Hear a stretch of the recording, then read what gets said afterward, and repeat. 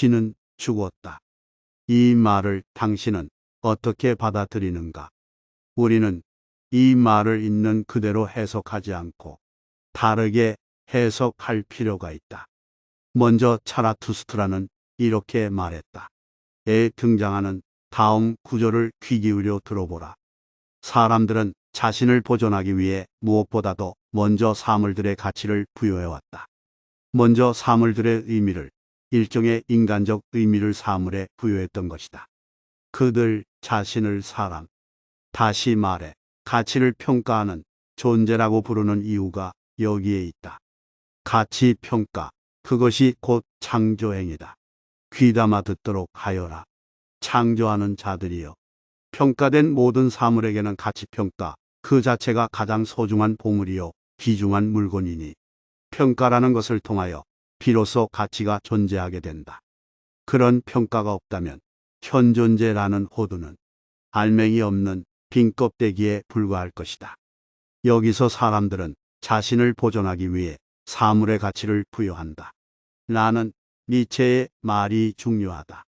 사물의 가치를 부여한다면 새로운 해석 체계 혹은 새로운 관점을 말하기 때문이다.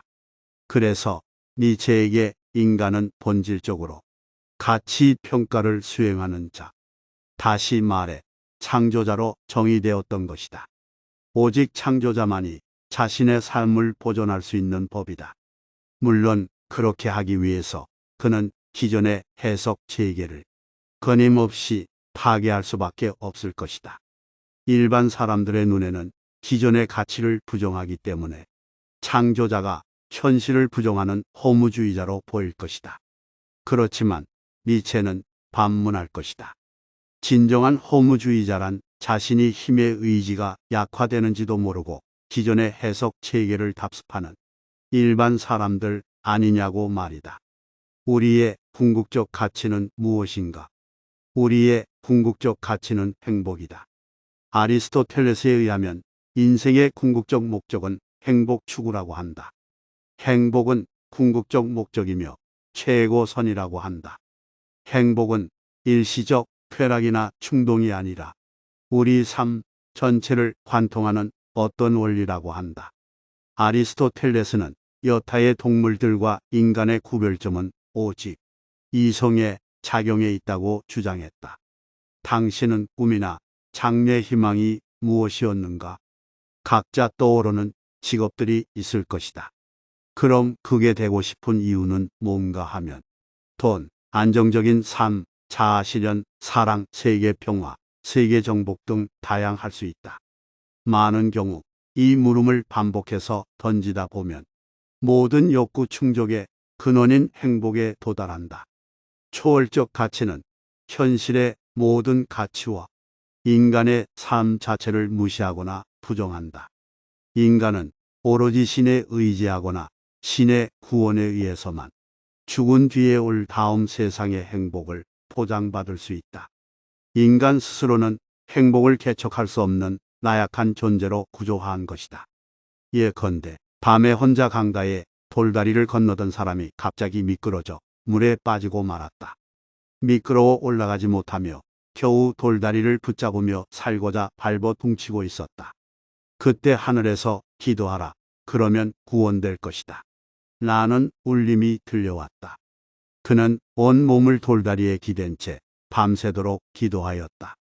그러나 구조는 되지 않았다. 꼼짝없이 죽었다고 생각하고 눈을 떠보니 새벽이 오고 있었다. 점점 밝아지며 물 아래가 비쳐 보였다.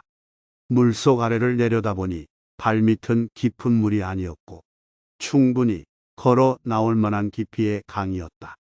발을 뻗으니 바로 닿을 수 있었다. 그는 밤사이에 일어난 일을 생각하며 자신을 자책하였다. 살기 위하여 발을 한 번만 아래로 뻗어보았더라면 바닥에 쉽게 발이 닿았을 것이다. 쓸데없이 공허한 하늘에만 의존했던 나약한 자신이 창피하였다. 자신이 충분히 타개할 수 있었음에도 하늘만을 절대적 해결사로 생각한 것이다. 초월적인 가치는 그것이 절대적인 것으로 받아들여짐으로써 정작 현실의 가치가 무시되거나 부정된다. 니체는 이러한 그리스도교적 이분법과 초월적 가치를 반대하고 이를 타파할 것을 주장하였다.